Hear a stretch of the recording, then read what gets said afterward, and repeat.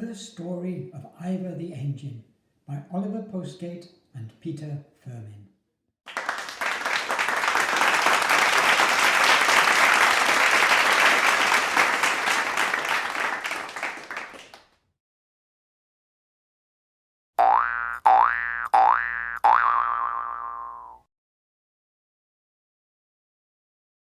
Not very long ago, in the top left-hand corner of Wales, there was a railway.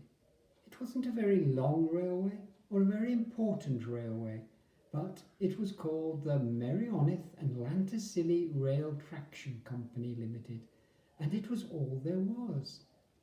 And in a shed, in a siding at the end of the railway, lived the locomotive of the Merioneth and Llantysilio Rail Traction Company Limited, which was a long name for a little engine, so his friends called him Ivor. Now, in the morning, Jones the Steam, the engine driver, would come down over the hill. "Morning, Ivor, jumping cold this morning." Then Jones would light Ivor's fire, fill up his coal box, and then, when Ivor's boiler was boiling, he would make a pot of tea. Then, when he had finished his tea, Jones the Steam would climb onto the footpaste, open Ivor's regulator, and chuff, chuff, chuff, out they would trundle. There was Di Station, the station master. "What is there for us today, Di?" "Coal for Grumbly Gasworks, and there's this parcel of fish for Mrs. Thomas at Grumbly, you know, if you wouldn't mind." "I know, I'll take it in with Ivor." "Oh, I wouldn't do that. She want it fresh, not fried." "All right, I'll put it on the coal. She can have it black. Couple up the truck for me, Di." "Right away then, Jones. See you later, Ivor." Beep, chuff, chuff, chuff, chuff. Off they went to their day's work, out of Llanniog Station and along the top of the hill towards Tanigluich. That was Ivor's favourite run. He loved to look down the valley and see the trees and the stone walls and the horses, to see the big wheel of the pit spinning, and far away, bright in the morning sun, cloppety over the viaduct, through Tanigluich, past Miss Figgins the draper's, past the Working Men's Club, past Jenkins the builder and decorator, where the ladders lean on the house, and beep into the tunnel, the dark, damp smelling tunnel on the way to Grumbly. By the time they had delivered the coal to the gasworks, it was late in the afternoon. Jones left Ivor on the siding above the town and went down to take Mrs. Thomas her parcel of fish. It wasn't dirty, except for the paper, so it didn't matter. Ivor stood there on the siding in the quiet summer evening. He felt tired and drowsy. Then he heard the singing. Oh, it was lovely singing. It was the Grumbly and District Choral Society practising in the congregation. Ivor listened, and it seemed to him as though the hills and the valleys, the streams, the trees and the gasworks were all singing together, singing their praises to the golden evening sun. Ivor listened until they were finished, and then he stood very still in the silence, remembering what he had heard. "Are you asleep, Ivor?" asked Jones. "Time to go home." And all the way home, Ivor remembered the singing of the choir, and he wished, oh, how he wished that he could sing with them. The next day, Jones the Steam went into the station master's office at Llanniog. "Di," he said, "I'm worried about Ivor. I've plenty of steam and a good fire going, but he's just not pulling right." "Well, there's only one thing we can do about that," said Di Station. "Take him to see the chief engineer at Pontypool Roads." "What? Out on the main line? Ivor has never been on the main line." "Oh, I expect he'll be all right if we both go with him." It was a long way to Pontypool Roads, and Ivor felt very nervous and important as he chugged along the main line. He was a bit puzzled by all the signals on the big gantry, but the signalman came out and waved him on into the great engine shed where the chief engineer and his assistants were waiting to inspect him. They undid his boiler door and blew through his tubes. They took his pistons apart, tested his valves, and they tapped his little wheels with a hammer, but they could not find anything wrong with him, not anything at all. The chief engineer looked puzzled. "It's a perfectly good little engine," he said. There's nothing wrong with him. It's my belief he's upset. You haven't spoken harshly to him or blamed him for something he didn't do, have you?" "Oh, no, sir, we wouldn't do that," said Jones and Di. "Well, you'd better take him home and try and find out what's upset him. There's nothing wrong with Ivor's works." So they took Ivor home. The next day, Jones and Di decided to try an experiment. Jones took the coal to Grumbly's gasworks as usual and left Ivor on the siding, just as he had done 2 days before. Then he went down into the town, not to take Mrs. Thomas some fish, but to meet Di Station, who had come over on his bicycle. "What's all this about?" asked Di. "I left Ivor on the siding about this time the day before yesterday," explained Jones, "and ever since then he hasn't been well. So I thought we could try it again." "Listen," said Di, "the choir is singing." "My wife's brother-in-law is the choir master," said Jones proudly. "There's distinction now," said Di. "And don't they sing lovely? Listen." They listened. On the siding, Ivor listened and thought it as beautiful as the last time. More than ever, he wished that he could sing with them, but he knew he never could. He was only a railway engine and couldn't speak, let alone sing. The only noise he could make was a silly little whistle. As he thought about it, he wept. A single dirty tear welled up in his window and fell onto the sleepers. "Look, Di," whispered Jones, "Ivor is weeping." "Oh, so he is. Must be a terrible thing that would make a railway engine weep." Jones the Steam sat on Ivor's step. "Now then, Ivor, we'll have a guessing game," he said.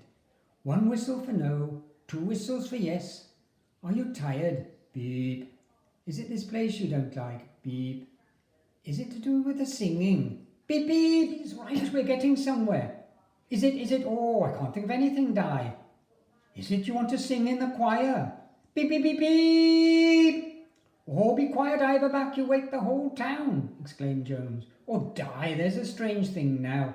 Ivor wants to sing in the choir." Di looked doubtful.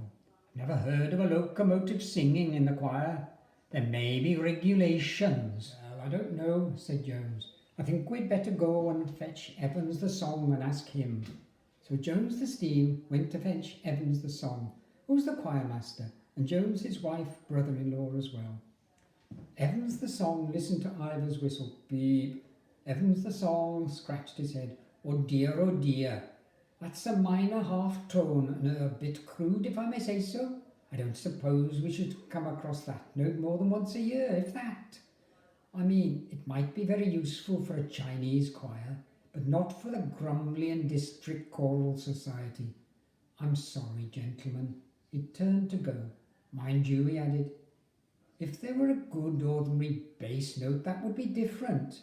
We're a bit thin in the bass since Eli the fishmonger went to university." Of course, that was very disappointing, but Jones the Steam and Di Station did not give up hope. Next day they went to see Mr. Jenkins the builder, and he took them to see Mr. Morgan of Morgan's Amusements. Mr. Morgan had an old steam organ that was once on his roundabout, but he was not willing to sell it without knowing what was to happen to it. "Evans the Song says that Ivor might be able to join the choir at Grumbly if he has proper pipes to blow instead of his whistle," explained Jones the Steam. "Ah, now that's something different," said Mr. Morgan. He went over to speak to Ivor. "Ivor, you can have the pipes off my old steam organ as a present. It was a fine organ, a famous organ. It cost me a lot of money 70 years ago. So look after it, blow it gently, and God bless you." Mr. Morgan wiped away a tear and went back to his funfair. They took Ivor and the pipes back to Laniog, and Mogg the plumber fitted 3 of the organ pipes in place of Ivor's whistle. "Now, Ivor," said Jones the Steam, "give us a blow, but, like Mr. Morgan said, blow very gently.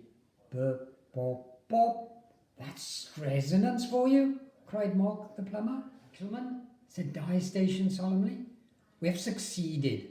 On behalf of the Merioneth and Lanticilly Rail Traction Company Limited, I thank you." From then on, everything went fairly easily. Evans the Song brought Mr. Davis, the president of the Choral Society, to hear Ivor's pipes.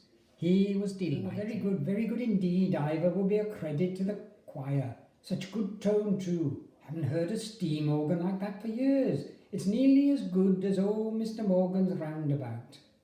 Well, as a matter of fact, began Jones, and then a terrible thought struck him. What about head office? Here they were, arranging for Ivor to join the choir, and they hadn't asked permission. Ran into the office. Oh, die! What about head office? Oh, that's all right, Jonesbach. I telephoned them this morning. Mr. Williams says Ivor is welcome to join the choir as long as he does his work too, and the company will pay the subscription.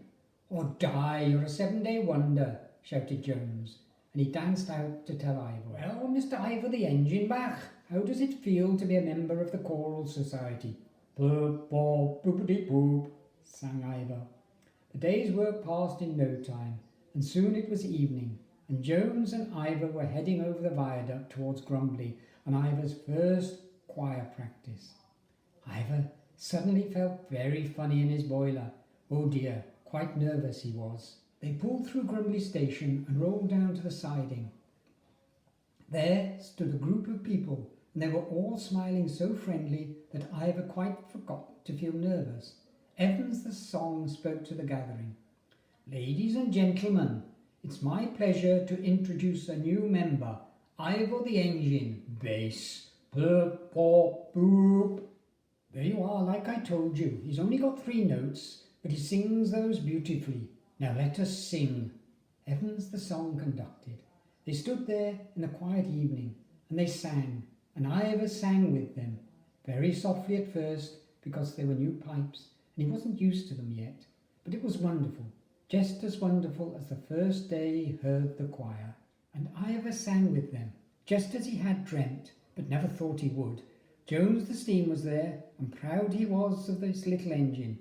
Dye Station, Mr. Jenkins, Mog the plumber, and old Mr. Morgan the roundabout were all there. And standing at the back of the crowd was a tall gentleman in a top hat, Mr. Williams, the head office, come all the way from Merioneth in his Rolls Royce, just to hear his locomotive sing in the choir. Ivor the Engine, the end.